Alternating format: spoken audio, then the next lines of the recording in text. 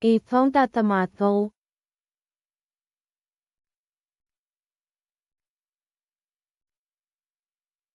3 ခုနှစ်2016 19နာရီ3မိနစ်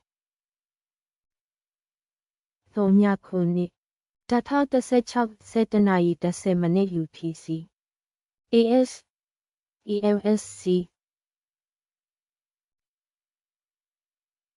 E 30 တသမ3 ကီလိုမီတာ17တသမ988 96တသမ135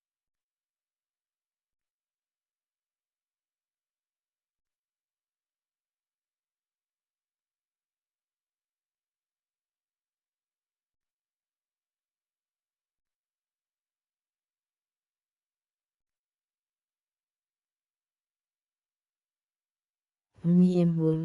ကျောက်ဆယ်ခရိုင်မန္တလေးတိုင်း17ကီလိုမီတာ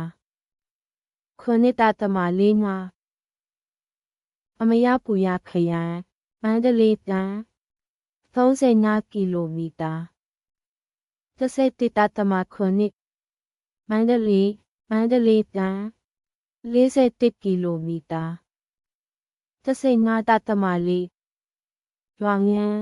တောင်ကြီးခရိုင်မှာရှမ်းပြည်နယ်53ကီလိုမီတာ31တသမ